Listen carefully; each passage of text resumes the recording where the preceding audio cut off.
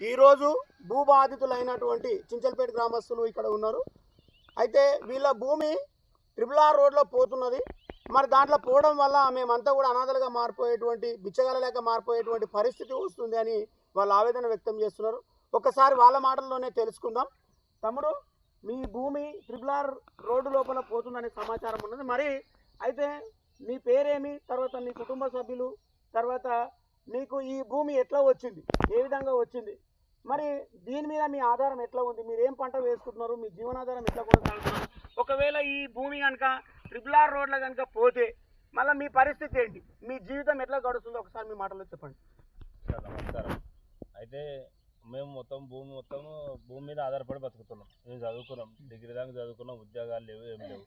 అయితే ఈ పొలము ఇగో మా నాన్న, అమ్మ నాన్న, నాయన పెద్ద నాయన, అన్న, మా ఫ్యామిలీ మొత్తం.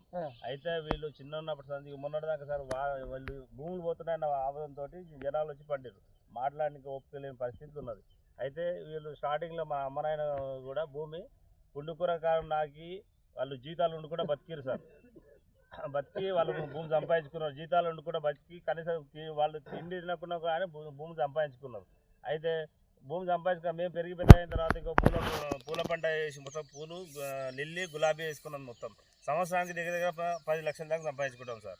అయితే ఈ పంట పోతే మాకు ట్రిపుల్ పంట రోడ్ వచ్చింది అనుకో, ట్రిపుల్ ద్వారా రోడ్ వస్తే మా బతుకు మొత్తం అందరం జీవనాధారం మొత్తం భూమే. కాబట్టి ట్రిపుల్ రావడం వల్ల మాకు సాగు బతుకు తప్ప వేరే మార్గం లేదు సార్. ఇంకోటి, మేము జీవన ఉపాధిగా మా అన్నకు 3 ఆడపిల్లలు ఉన్నారు. వాళ్ళ పెళ్ళిళ్ళకి ఏం చేయాలన్నా కూడా భూమి మీద ఆధారపడి బతుకుతున్నాం. ఎందుకంటే ఇప్పుడు నాకు ఉద్యోగం లేదు. వాళ్ళ పిల్లలు కూడా పెళ్లి చేయాలన్నా కూడా భూమి ఆధారం. కనీసం అన్న ముంగల కూడా భూమి అమ్ముకొని అయినా వాళ్ళని పెళ్లిలా చేయడానికి మాకు ఆస్కారం ఉంటుంది. ఈ భూమి పోతే మాకు సాగు తప్ప వేరే మార్గం లేదు సార్. సరే, ఒకవేళ ఇప్పుడు ఏమంటున్నారు అంటే ప్రభుత్వం కూడా నష్టపరిహారం ఇస్తామంటున్నారు. నష్టపరిహారం అనేది ఏ స్థాయిలో ఇస్తుంది, ఏ విధంగా ఇస్తాను అనేది తెలియదు, కానీ మొత్తం మీద ఇస్తామని అంటున్నారు. మరి ఒకవేళ నష్టపరిహారం ఇస్తామని తీసుకొని బలవంతంగా రోడ్లు వేసారు అనుకోండి, మరి మీ జీవన పరిస్థితి ఏంటి, మీ ఫ్యూచర్ ఏంటి?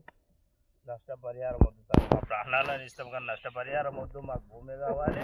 ఎందుకంటే మేము సాగు తప్ప వేరే మార్గం ఎన్నుకోలేము. భూమి పైసలు ఇస్తే 2 రోజులు ఉంటాయి పోతే, కానీ భూమి ఉంటే ఎల్లకాలం చేసుకో బతుకుతాం సార్. ఎందుకంటే భూమి పోతే చేతికి రావాలన్నా కూడా పూల పంట వేసుకొని 10 రూపాయలన్న రోజు మేము 10 లక్షలు తీసుకుంటాం. సంవత్సరం 10 లక్షలు తీసుకుంటాం, కానీ భూమి మాకు పైసలు వద్దు, నష్టపరిహారం వద్దు, మా భూమి మాకు ఇది ఉంది సార్. అంతకుమించి మేము వేరే కోరుకుంటలేము. మా ఫ్యామిలీ మొత్తం జీవితాంతం మా తరాలు బతుకుతాం భూమితోటి, పైసలతో తరం బతకలేదు సార్. మాకు ట్రిపుల్ వద్దు, మా భూమి మాకే కావాలి. ట్రిపుల్ వల్ల మేము తిండి తినాలన్నా కానీ చేనుకోవాలన్నా కానీ పొట్ట తిన్నా కూడా పేకి పడతలేదు సార్. ఎంత చేసుకున్నా కానీ ఆ పొలం పోతున్నసరికి మనసుకు మొత్తం చచ్చిపోయింది. అమ్మనైనా కూడా హాస్పిటల్ పాలయ్యి కూడా అసలు నిలబడి ఎంత ఓపిక లేకుండా కూడా వాళ్ళు ఇబ్బంది పడుతున్నారు. రోడ్డు పోతే ఇట్లా బతుకుతారు, ఇబ్బందులు అవుతున్నాం సార్ అంతా. సరే, ఇప్పుడు ప్రతి సంవత్సరం మీరు ఎలాంటి పంటలు వేసేది దాని మీద జీవనాధారం కొనసాగిస్తున్నాం? మేము లిల్లీ, గులాబీ పంట వేస్తాము, మళ్ళీ పత్తి పంట దగ్గర సంవత్సరానికి 3-4 రకాల పంటలు వేస్తాం. పత్తి సాగు చేస్తాం, మొక్కజొన్న వేస్తాం, లిల్లీ పంట, గులాబీ పంట తీసుకుంటాము. సంవత్సరానికి 10-20 లక్షల దాకా సంపాదించుకుంటాం. మాకు ఆ పైసలు ఇస్తే మాకు భూమి ఏమి తిండి పైసలు ఉంటాయి సార్. భూమి ఉంటే తరతరాలు బతుకుతాం, కానీ మాకు ట్రిపుల్ వద్దు, మా భూమి మాకు కావాలి సార్. అంతకుమించి మేము వేరే ఏం కోరుకుంటలేం. గవర్నమెంట్కి మేము విన్నపం చేస్తున్నాం. Okay, thank you. ఒకసారి చూడండి, మన వాళ్ళంతా కూడా శివరాజ్ అనే ఈ తమ్ముడు తన యొక్క భూమి పోతే తన జీవనాధారమే పోతాననేది ఆవేదన వ్యక్తం చేస్తున్నారు. దీనికి ప్రభుత్వానికి విజ్ఞప్తి చేస్తున్నారు, మాకు ట్రిపుల్ వద్దు అనే ఆవేదనతో వాళ్ళు మాట్లాడడం జరుగుతుంది.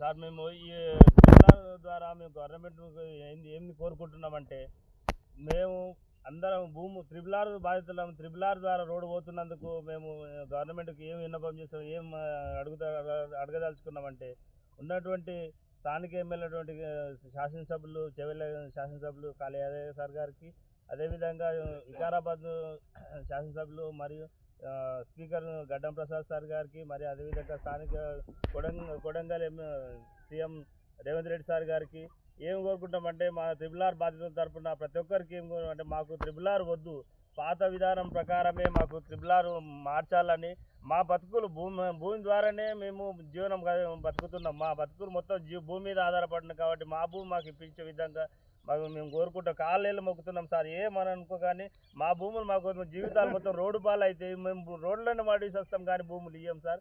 పాత పద్ధతి ప్రకారమే రూట్ మార్చాలని మరి కాళ్ళేళ్ళు మొక్కుతున్నాం సార్.